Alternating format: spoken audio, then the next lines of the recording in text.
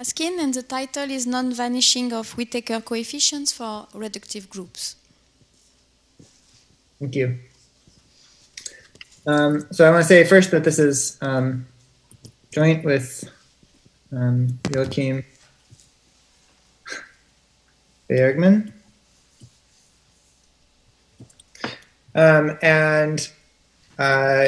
Yeah, so this is a slightly technical topic. I'm going to do my best to say why it's something I'm excited about, but this is my first time speaking about it, and so we'll kind of see how it goes. And it's not a ton of time. So I want to start with some kind of quick background ideas from modular form theory.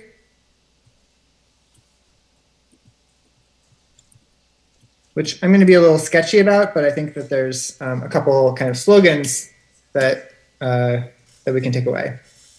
So a quick reminder is that a modular form, so really I'm going to mean level 1 and not level 1, level k, weight, level 1, weight k, and holomorphic. So modular form is a function f on the upper half plane. So it's a holomorphic function on the upper half plane satisfying some identities. And then there's a kind of key one for us. I mean, it's in some sense it's not the most interesting one, but it just says that it satisfies a periodicity property like this. And so the standard thing to do is that you're supposed to set q to be e to the 2 pi I tau. And, well, I guess maybe I could draw a picture. So you have this kind of strip in the upper half plane that you're wrapping around itself to make periodic. And as you go up in this strip, you get a kind of puncture around infinity. And so, so you can also write this function as a function of q, and you think of this as a function on a holomorphic function on the puncture disk. So it's the set of numbers of absolute value between q and 1. And one of the conditions in this definition of modular form is that it should actually extend around 0. So it should have no singularity at this point. And so this function f of q can be expanded as a, as for any holomorphic function, it can be extended as a sum from an q to the n, where n here runs from 0 to infinity. And these coefficients are, just by universal agreement, the basic numerical invariants of a modular form. And I'm going to give them some kind of names. So there are some kind of names for these coefficients. So a0 is called the constant term. And all of the other ans for n not equal to 0 are called Whittaker coefficients.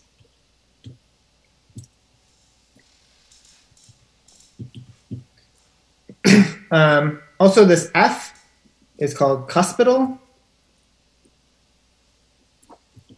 if a0 is equal to 0. So if its constant term vanishes. And there's a kind of stupid comment, stupid observation, which is that the sort of enemy, the obstruction to f having some non-zero Whittaker coefficient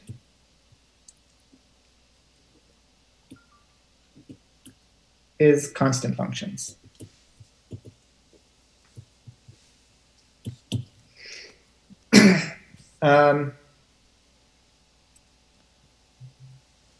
So, so in this case, basically, and I guess a kind of corollary of that remark is that any non-zero cusp form, so cuspidal modular form, has some non-zero Whittaker coefficient.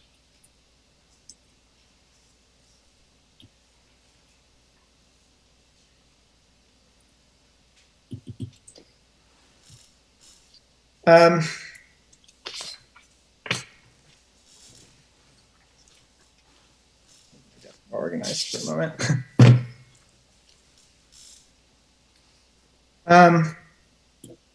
Okay, so this discussion here, just very briefly, let me say a few words. So it has a kind of generalization in the setting of reductive groups. So sort of many things get worse somehow very quickly, but I'll try to be a little bit, well, I mean, modular forms are so wonderful. Nothing else is as wonderful as modular forms. But I'll try to just say a few words very briefly. So this theory of modular forms has a bunch of generalizations, generally in the world of reductive groups. So, and they're called automorphic forms.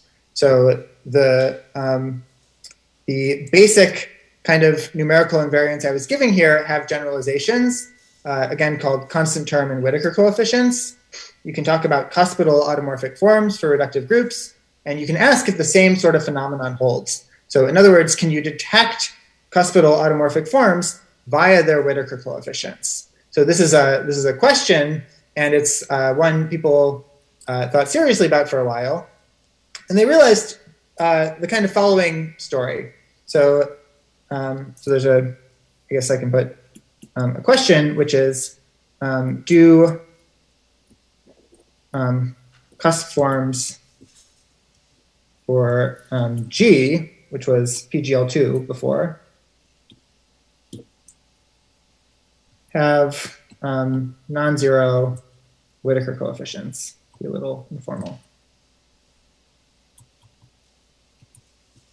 And the answer is yes for PGL2 or GL2 by the reasoning from before.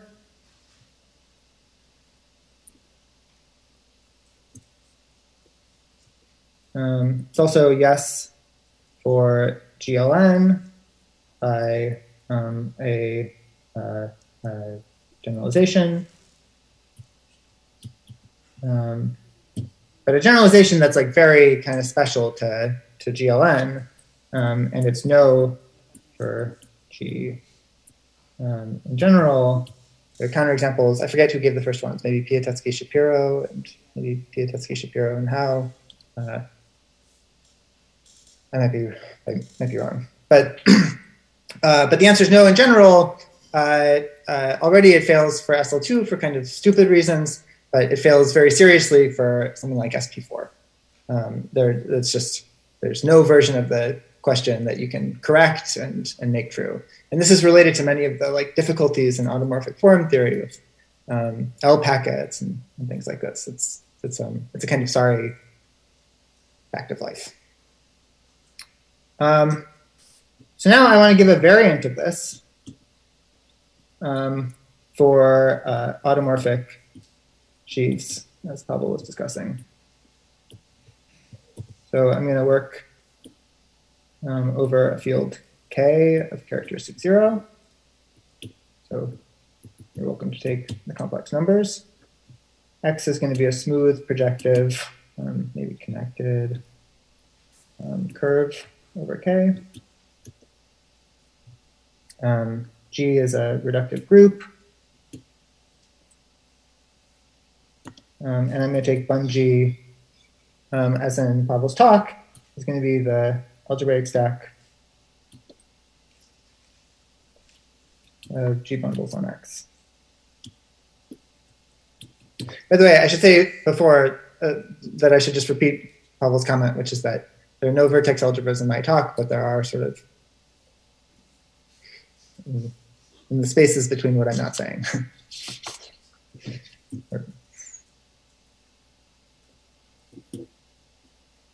Okay, so there's an analog. So there's a category, D of bun G is going to be the category of D modules on bun G. And really all of my categories are derived categories. And so complexes, and everything's mod quasi-isomorphism. And this is supposed to be thought of as an analog of automorphic forms. Or modular forms if G is equal to maybe GL2 or PGL2. Stick to PGL2 because it makes some points in the discussion slightly easier. And so then there's this sort of, so there's a certain functor called the functor, so I call it coef. It takes in a D module on bun G and it produces a vector space. And this is an analog of the map that's taking a modular form to C by F goes to like A1, kind of our earlier notation. And here's the definition. So I'm going to take N to be the radical of a Borel.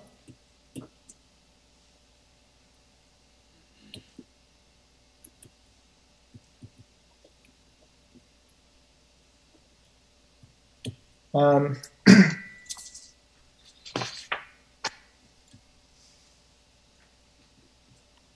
going to take bun N with omega. It's going to be a twisted version of bun N. So I can just so I'll just say, for example, if G is equal to GL2, then bun N itself would be like H1 of X with coefficients in O, thought of as like just a vector space, so like a vector group. And then it's got a stacky component, which is going to be H0 of X with coefficients in O. This bun N omega instead is going to be H1 of X with coefficients in omega times the classifying stack. And it's normalized this way to have a canonical character called psi from bun N omega to GA. And then the definition is that this coefficient functor is going to be, by definition, the de Rham cohomology of bun N omega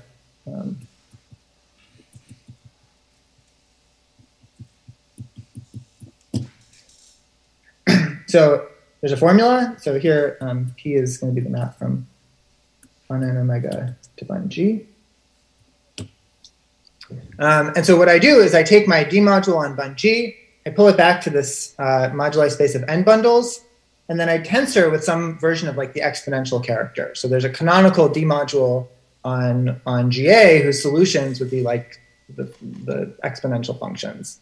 And this is supposed to be some kind of, if you haven't seen this before, geometric analog of like the standard character on the additive line, whatever that means to you in different contexts. It's also that art and Schreier shape or whatever in this D module world. And so this is the definition. So what you're supposed to think is that this F is kind of like an automorphic function And what I'm doing is I'm integrating on something like n of the adels, but against a character for n of the adels. And so this is a kind of Fourier coefficient.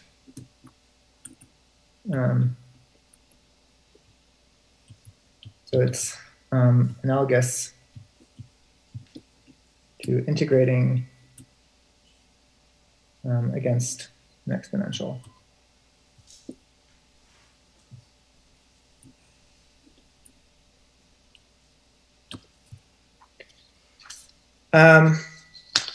So that describes the first Whittaker coefficient. So there are other Whittaker coefficients as well. I'm going to say, so I could say them in different ways. I'm going to make a choice here to say kind of the most, for me, this is the easiest one to state, but it hides a lot of things. And yeah, so so there's a kind of theorem of Gates-Gorey. So suppose Gates-Gorey's spectral action. And really, it's a corollary of the spectral action. Again, I don't really need to appeal to that in order to state anything. I'm just doing it because it makes my life easier. So the assertion is that there's a unique functor that I'm going to call extended Whittaker coefficients. So it's going to be something that encodes all of these possible ANs that we saw for n bigger than or equal to 1. From D modules on bun G to the category of quasi-coherent sheaves on space of local systems for the Langlands dual group. So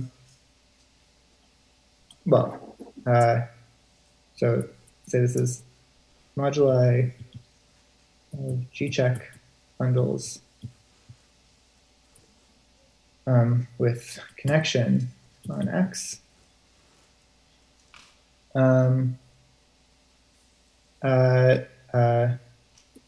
Such that two things hold.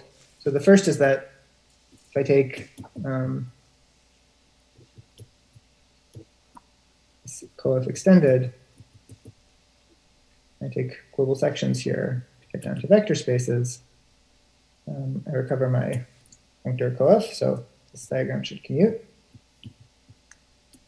And this coef extended, so it somehow the Langlands dual group appeared magically, and so the fact is that it should be compatible with what are called Hecke functors.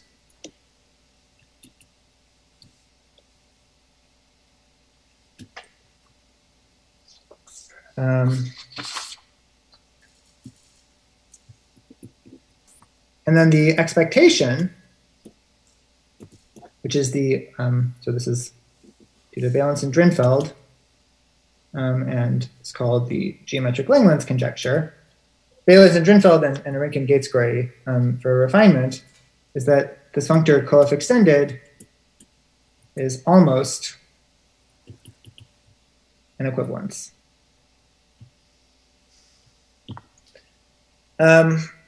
So when I say almost, I mean that there's an obstruction here. So for instance, if my group is PGL2, this functor is going to kill the constant sheaf. It's going to send it to 0.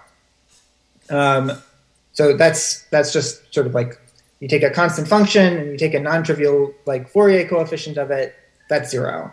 So it's just sort of as before. But there's a kind of analog to what we saw before.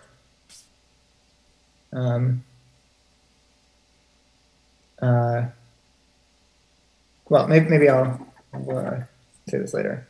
So our theorem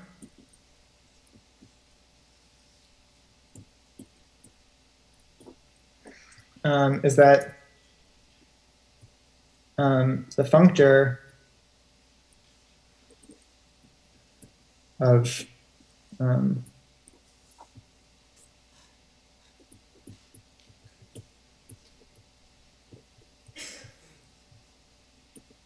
is conservative, meaning it sends no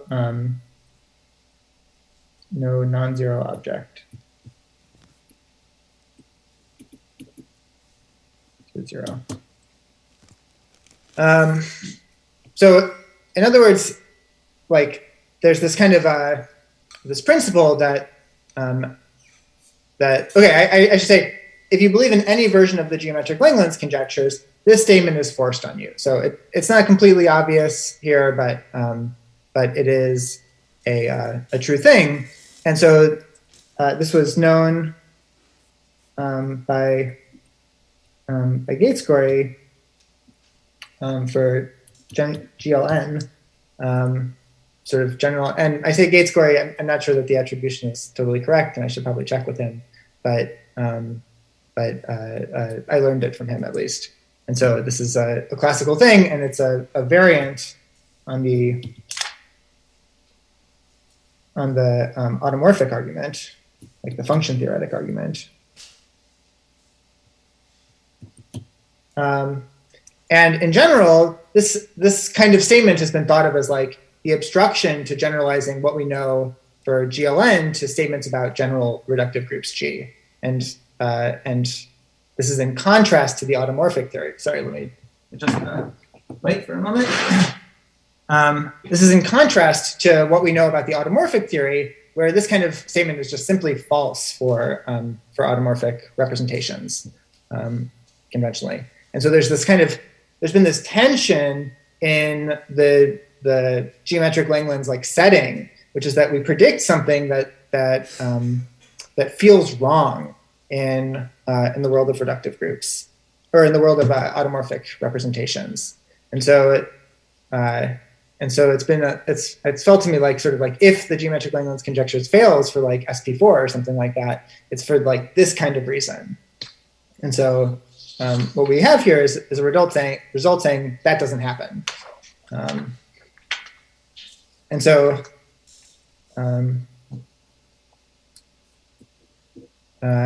so I didn't define this category. It's a version of what we had before. So it's something that says for each proper parabolic, some kind of constant term vanishes. So very similar to the usual automorphic theory.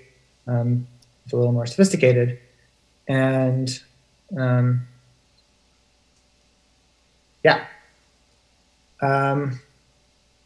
so my goal is to explain the main ideas in the argument, which I think can be explained at a sort of at least heuristic sort of way or something. So maybe, are there any questions at this point?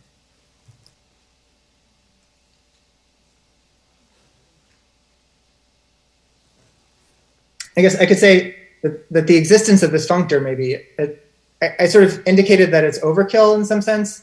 So what I have in mind is that it encodes all of the Whittaker coefficients of your modular form usually. And in addition to that, it kind of encodes reciprocity laws. So the fact that it's local systems tells you something about like, just like there's Langlands predict some kind of special properties about the way Fourier coefficients of modular forms speak to each other, and this is encoding that. So that's kind of the sense in which it's overkill, but also it's true, and so I can write it.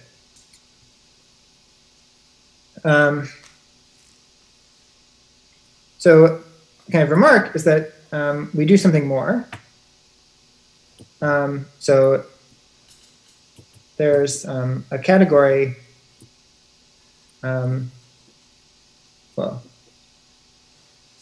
that's called, I'll write it down here, tempered D modules on G. These are so-called tempered D modules. This is defined by Rankin Gates-Gorey.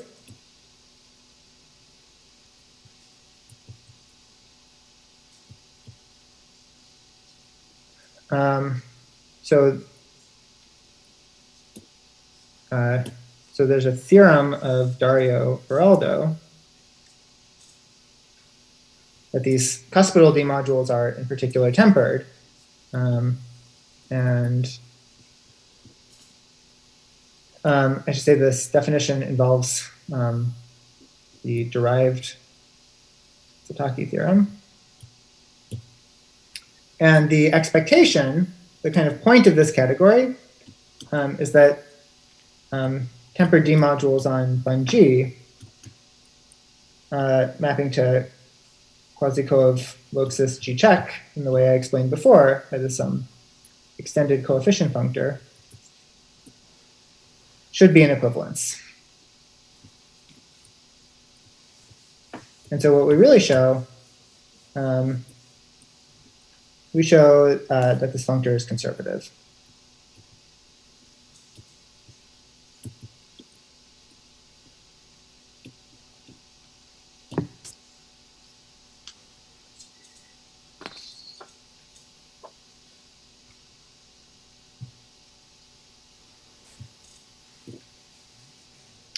So this is in some sense the optimal possible result. So it's known that the kind of everything else that's like orthogonal to these tempered things is going to go to 0 under this functor.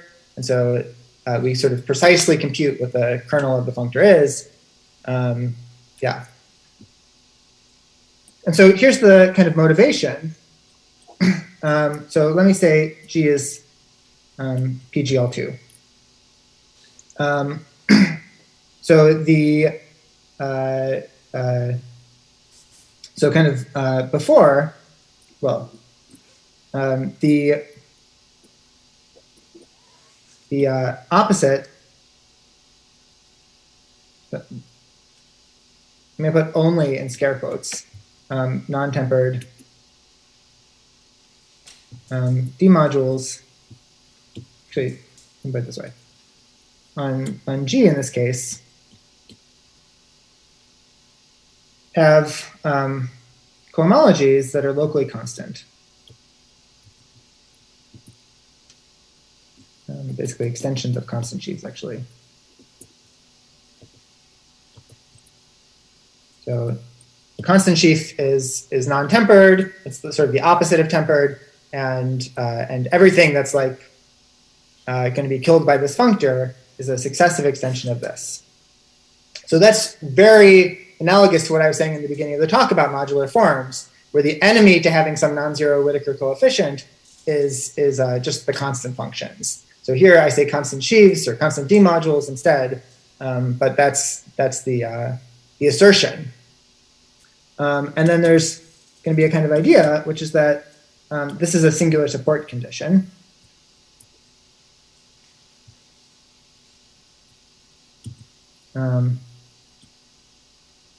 So in general, being like just in the world of D modules, if you have a D module, it has some singular support inside of the cotangent bundle of your space, and corresponding to a local system is having 0 as your singular support. So it's supposed to be some subset of the cotangent bundle, and here it's exactly 0. And what we expect for general G is we expect that having I'm going to just call it irregular singular support corresponds to being in the kernel of this coefficient extended functor. So that's sort of our idea, is that for like the Lie algebra SL2, the only irregular element in SL2 is 0, and sort of there's a global version of that assertion, which is that the only irregular points in the cotangent bundle of Bun-G for PGL2 are going to be points that lie in the 0 section. And so so what we're seeing is that kind of like we can characterize what we expect to be killed by this coefficient functor in terms of some singular support conditions. There's been a lot of recent developments in the world of kind of understanding singular support of automorphic D modules. And so I'm going to sort of black box this for a second and say this. But this is kind of, I would say this is the like main takeaway number one, maybe, of the talk. So to prove the theorem,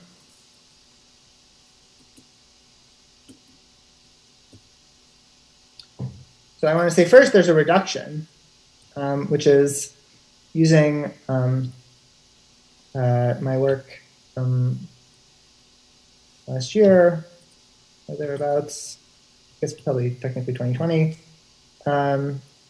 with Arinkin, so many people, Scory, Kajdan, Rosenblum, and Varshavsky.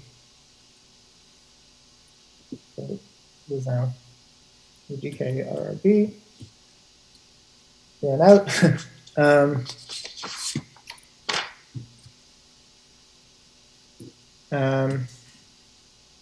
We can reduce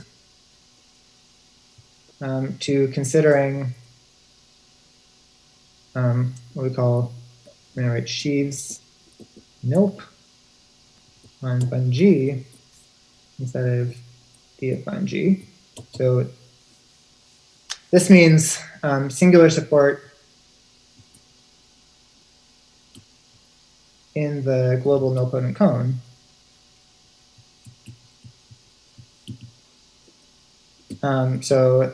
Let me just kind of remind for a second. So I'll say this for GLN just to keep the discussion simpler. So the cotangent space of bun GLN is the set of pairs rank n bundle on X plus a Higgs field, which is a map from E to E tensor omega 1. So this is a kind of standard argument with Kodaira-Spencer sorts of ideas and Serre duality. So some kind of standard deformation theory gives you this kind of isomorphism. And inside of here, there's a canonical Lagrangian, actually, which is called the nilpotent cone. And this is the set of pairs E phi, where phi is nilpotent. So if you want work locally, choose a one form, then this should just be a nilpotent matrix.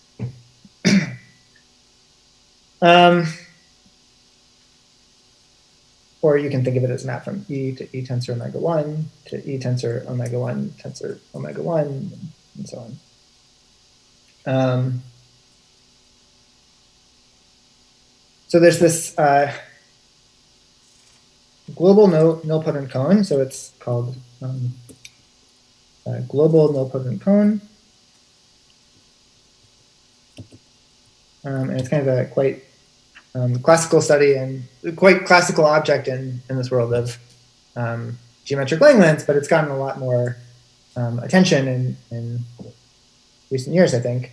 And so when I write sheaves nilp, I just mean D modules with singular support contained inside of this nilpotent cone.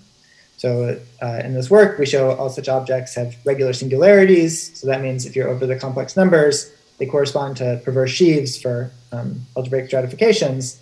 And also by the Riemann-Hilbert correspondence required by law to say. And also we also show that every Hecke eigensheaf lives in this world, and we kind of give a bunch of that's maybe a prototype of a general point that we have in that paper, which is that you can show that this category is very large, and in some sense, it's so large that understanding it well means understanding everything well.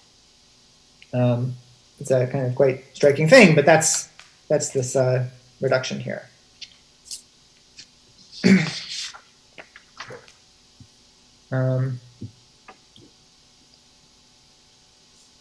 Okay, and so Um,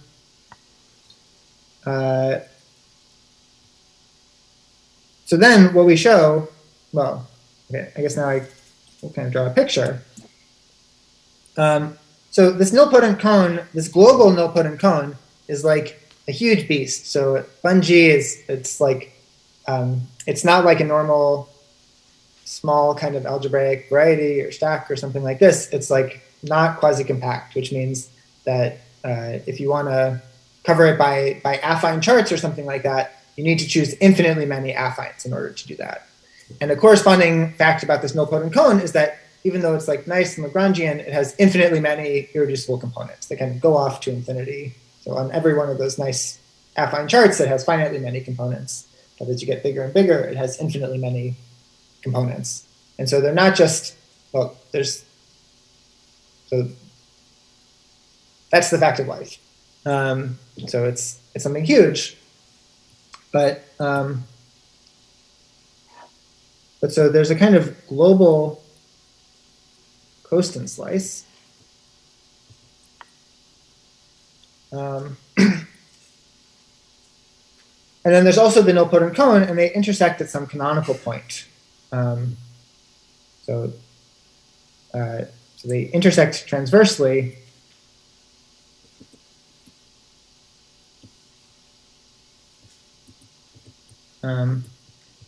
At a canonical point. I'll call it F global, so it's kind of an analog of like the standard principal nilpotent element F, which is in a certain irreducible component.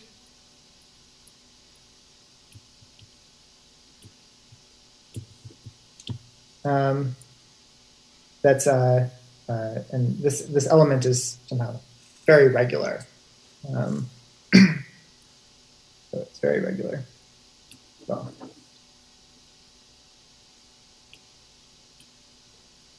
just like that's how Costin theory works. Anything in the Costin slice is a regular element. So this global analog of the Costin slice, you can think of as kind of, it corresponds to this functor of Whittaker coefficient. So let me say what I mean by this. So in some sense, well, this Whittaker coefficient functor is represented by a canonical object. And what you're supposed to think is like in a way that's a little bit loose. This is kind of the semi-classical analog of that particular object that represents the Whittaker coefficient functor. So so if you kind of like the language of branes or something like this, what you're supposed to think is like this functor of Whittaker coefficient is supposed to correspond to some brane on Bun-G, which is some kind of like Lagrangian subset inside of the cotangent bundle of Bun-G, and this is it. It's not it is, I should say, it's not closed, so there's kind of like bad properties about it. It's not conical, but it intersects this nilpotent cone transversely at a single point. And so this is sort of our picture for building out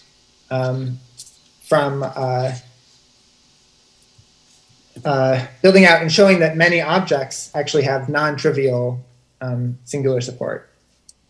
So, so our kind of first theorem, which is motivated by this picture. Naive question. This global Costin slice is also some sub-variety in T-star Bun-G.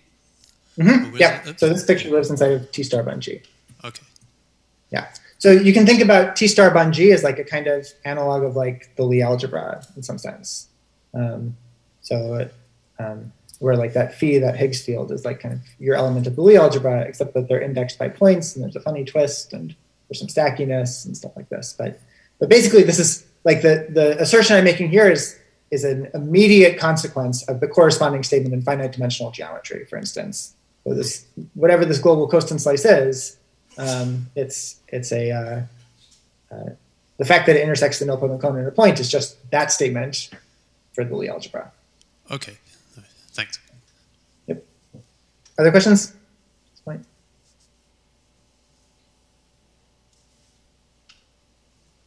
Okay, so our theorem describes this coefficient functor, which again, I remind involves, it's supposed to be kind of geometrically realized or something in terms of, you're supposed to picture it as a geometric object as this costant slice. And so the theorem is that if we consider this functor from sheaves nilp of Bun-G to vect, I guess I should say, satisfies the following. So it commutes with Verdi, sorry, it is T exact. It commutes with Verdier duality. I should say both of these properties are really commutes with Verdier duality, where that just means like vector space duality over here. And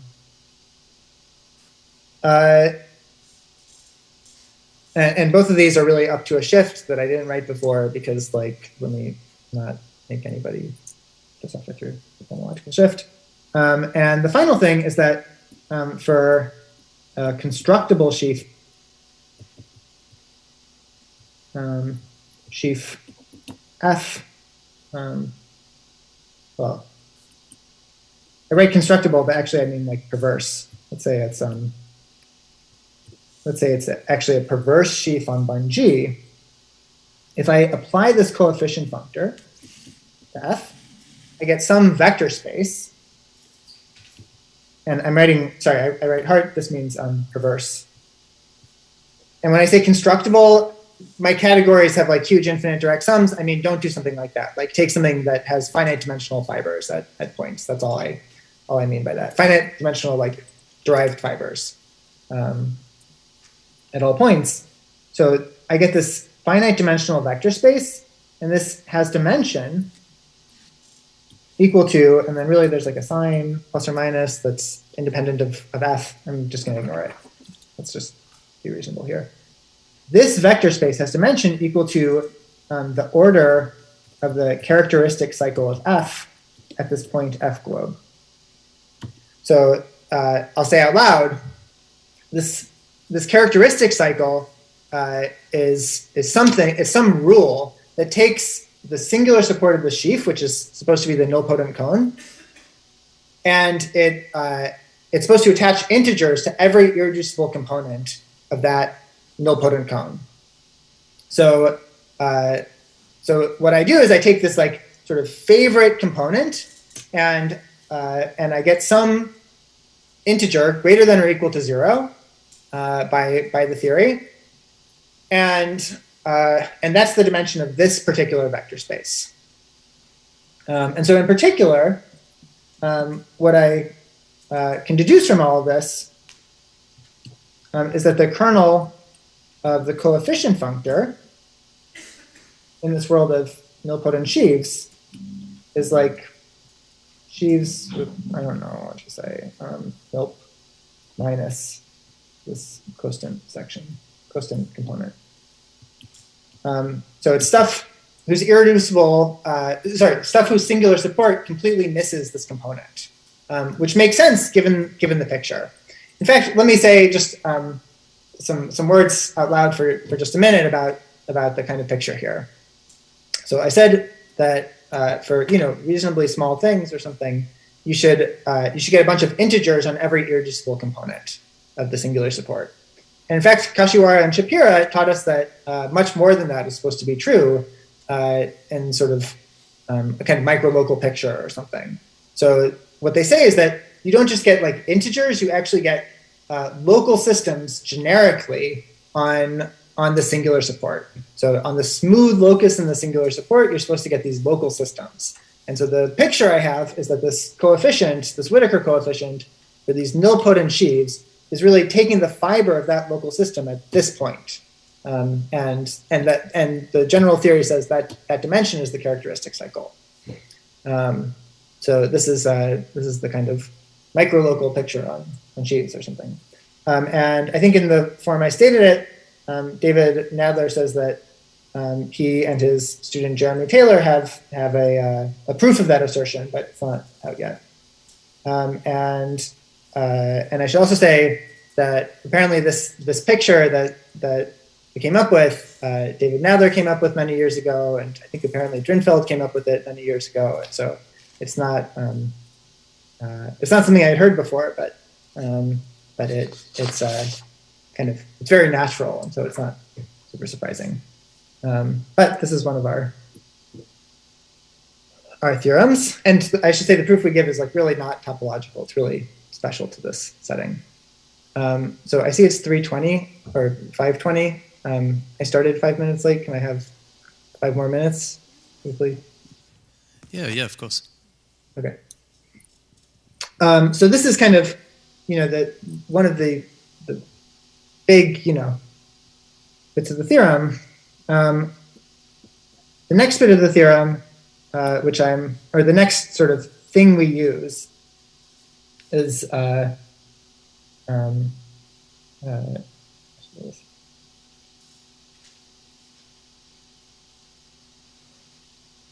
so if I have some object f, I guess I'll write this a little bit informally. If I have some object f which is a nilpotent sheaf on bun G that's tempered, I moved where I wrote this, sorry. But so it satisfies this kind of property that I was saying before. So I'm going to state this a little bit informally. So if it's like this and non-zero, that implies that there exists a point, call it P comma phi, in the singular support of F, such that this phi is generically regular and nilpotent. So in other words, if we think in the case of GLN for a moment, I said that I'm supposed to have this vector bundle with this map, up to a twisting from it to itself. And so at every point in the curve, I get some endomorphism of some vector space. And what I want is that not at every point in the curve, but at a generic point on the curve, that endomorphism should be regular nilpotent, so that it kind of talks to some kind of generic cosine slice or something.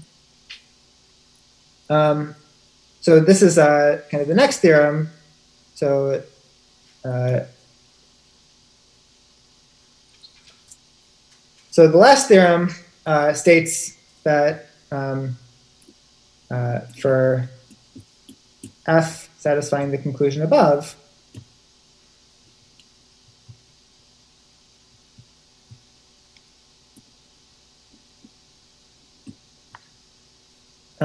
so this phi, it's something kind of, it has some kind of defect at different points. That's like some kind of way of measuring how far it is from being regular nilpotent. And so what we can do is we can actually remove this, we can find, I think my pen is running out of ink. Do I have another one? Ooh.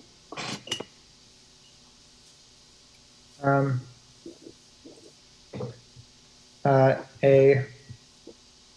Hecke functor, I'll just write H from D of bun G to D of bun G. So this will depend on some kind of data, like a representation and a point, such that H phi x of F has singular support intersecting this favorite component on the nilpotent cone. And so if you grant these three theorems, then we're done.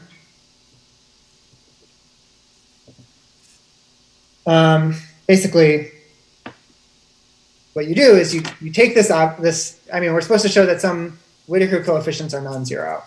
And so by its nature, the nature of this problem, like this extended Whittaker coefficient instead of just the first Whittaker coefficient, like I have something that encodes an instead of just a1. It's kind of, I guess it's a standard fact in modular form theory that you can read off, for instance, AP by first applying T sub P to your modular form and then taking its first Whittaker, it's A1. And so it's a version of the Castleman-Chalaika formula. And so in this context, what I do is I take this object, I'm trying to show it has some non-zero Whittaker coefficients under some kind of assumption. What I do is I first see that its singular support has to have some generically regular point in it. So that's what this second theorem is doing, is it's saying like its singular support can't be too small. And this is exactly for PGL2, this idea of like ruling out the constant sheaf. So the constant sheaf is like the one thing on Bun PGL2 that has singular support in the zero section. And so I've said, well, that's not the object I'm looking at via this theorem. Next, I then say that after applying a Hecke functor, I can sort of move myself to that, I can move that bit of singular support I found to my favorite component of the nilpotent cone, which is this one that contains this favorite point. So it's this irreducible component right here that's drawn. And then finally, what I have is that this coefficient functor, it's measuring the order, I mean, it's exact, and it's cohomology groups, their dimensions. So like it's kind of a graded thing. It's telling me the orders of the characteristic cycle at this particular point. And so the fact that the singular support was, intersects this component means that one of those cohomology groups had to have, like one of those perverse cohomology groups had to have a non-zero characteristic cycle at the point. And so that's the idea. So that's kind of, and maybe just about some attributions. So again, Nadler-Taylor have a sort of alternative to this that's more, I would say, like topological and more geometric. Our proof of this involves the thesis work of a student of Dennis's, Kevin Lin, of Dennis Gates-Gory's, I should say. This theorem we reduced to a kind of funny, so it looks maybe very sophisticated, but actually if you like run the definitions, then there's some finite dimensional geometry that's going on in this assertion. And so we were able to reduce it to a kind of fact about flag varieties and representations of Lie algebras that was shown by Losiv and that I've been emailing with Pavel about. And then this statement is kind of not a big deal. So that's what I got. Thanks.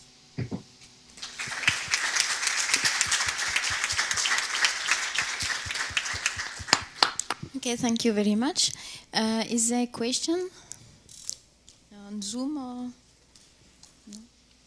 I don't think so. On Zoom. Okay. Hi, Sam. Just a quick one. In the classical picture of Benninger and Drinfeld, these Hecke eigensheaves are constructed explicitly as some chiral homology of something very explicit. And I don't see this construction here. I don't see you're using this here. Are you proving that the Hamiltonian reduction of this chiral homology of this chiral homologies is non-zero without using the construction of it? Or why I'm not seeing the chiral Hecke algebra here? Why are you not seeing? Well, wait. Do you have chiral Hecke algebra in mind, or do you have? Yeah. So the usual picture, but before taking the Whittaker construction, before taking Hamiltonian reduction, the usual picture involves these chiral homologies of these particular algebras, and I don't see how you're using this. So, I mean, there's kind of. So you're not talking about the like Fagan, Frenkel, Valence, and Drinfeld kind of construction. You're talking about this other one. Yeah, so this is the original one of Ballinger and Drinfeld one. Yes. So I mean that. What should I say? So I mean that kind of technology is being swept under the rug in this discussion with the AGK RRV kind of stuff.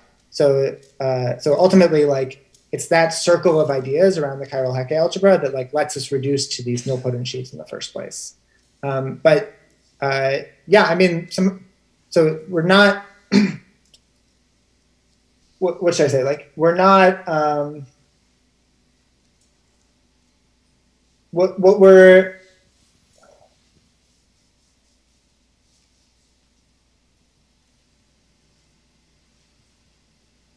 I mean, that construction, in some sense, is like, you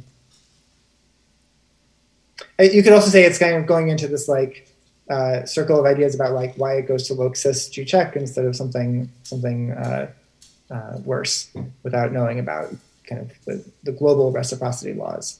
Like that's also like in this chiral algebra circle of. So perhaps in a different way. So the point is that this construction relied heavily on compatibility with factorization and with factorization structure on these moduli spaces.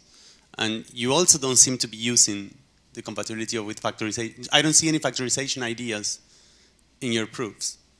And this strikes me also.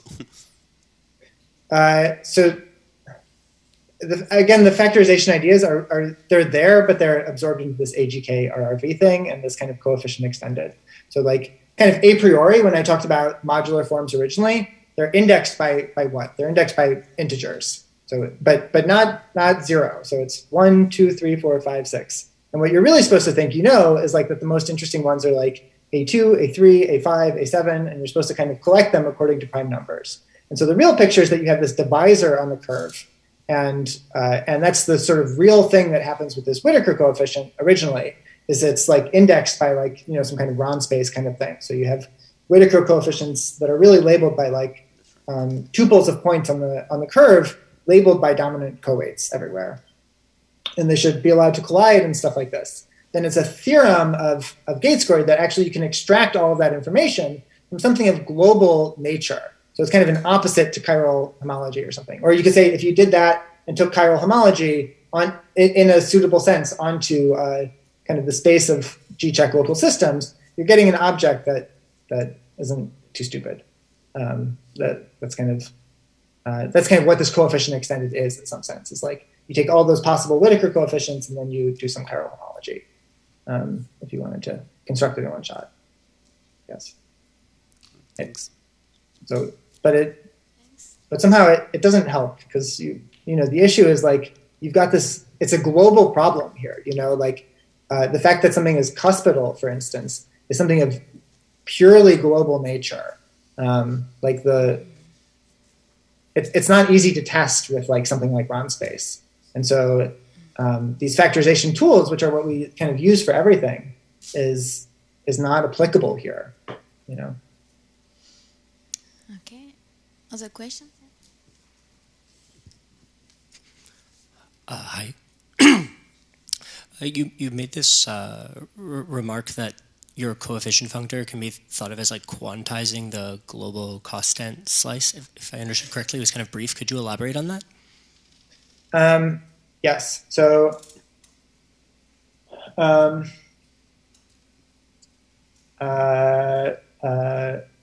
so for me, it's kind of a heuristic or something. But what I would sort of say is like this original exponential D module that I started with on A1. So it's some kind of like fake local system or something. So it doesn't. Of course, there are no local systems on A1, but it still behaves as one as a D module. And so what that means is that singular support is in the 0 section in A1. But what I really want to say is that a singular support is really dt. It's like the graph. It's like every point 0 dt, 1 dt, and it's this like non-conical, non-closed thing. And that's you can make that precise in different kind of senses. You can change the filtrations and the gradings on differential operators to make statements like that true. But that's my sort of basic principle, and it's a useful one for understanding a lot of like I think calculations and phenomena. So it's useful for understanding a lot of quantum phenomena in representation theory and geometric representation theory. around W-algebras and Whittaker things kind of broadly. And so if you apply that heuristic and you look at like what kind of Lagrangian are you getting in bun G, in the cotangent bundle of bun G, by kind of running these functors. Like there's some standard ways to estimate the singular support of a sheaf obtained by some procedure.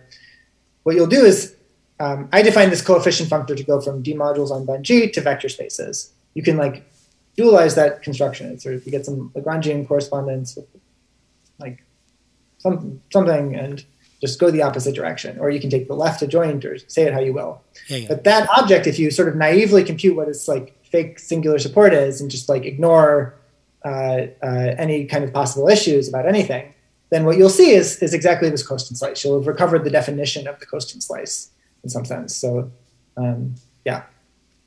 Great, thanks. And just a follow-up, the extended coefficient, like the thing that's supposed to give the equivalence, do you expect that there's sort of analogously some, kind of like Lagrangian correspondence?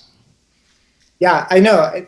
There's got to be something for these things. And we actually show more than this, I could say. So I said, you can think about Whittaker coefficients as indexed by like certain divisors on the curve.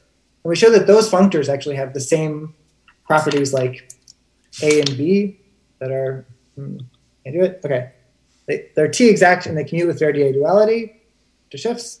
And we don't really know what their dimensions are like measuring about your sheaf. So in some sense, I think in the future, we'll understand this theorem better for those other kinds of functors, and then we won't need this theorem.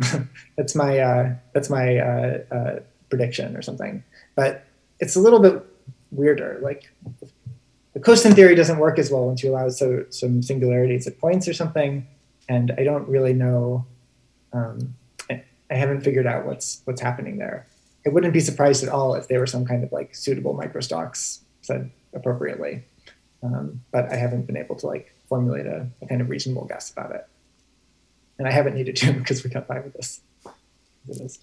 Yeah, great. Thanks a lot. One more thing, maybe it's kind of naive. I'm supposed to think of the version of geometric Langlands you stated, the tempered D modules and quasi-co. This should just be sitting inside of like the Urinkin-Gates-Gorey kind of faulty modules in co and nilpotent singular support story. Yeah, exactly. Yeah. Okay, great. Yeah. Thanks. Yeah, that's exactly what's like this is supposed to be the subcategory or the quotient category that corresponds to quasi-co instead of like some int-co with other stuff. Yeah.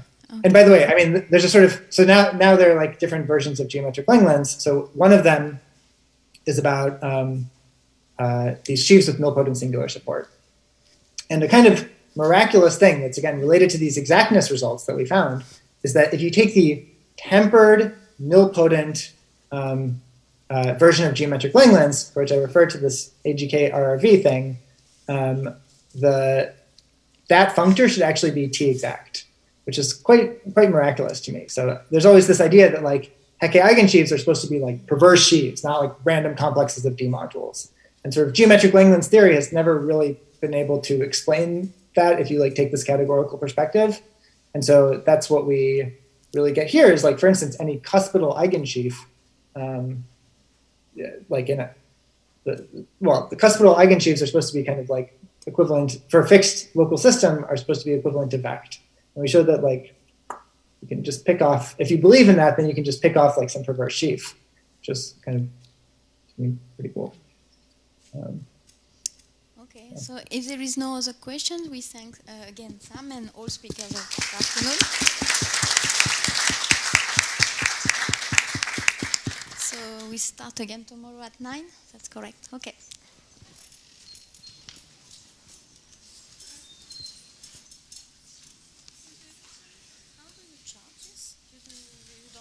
Oh, they will.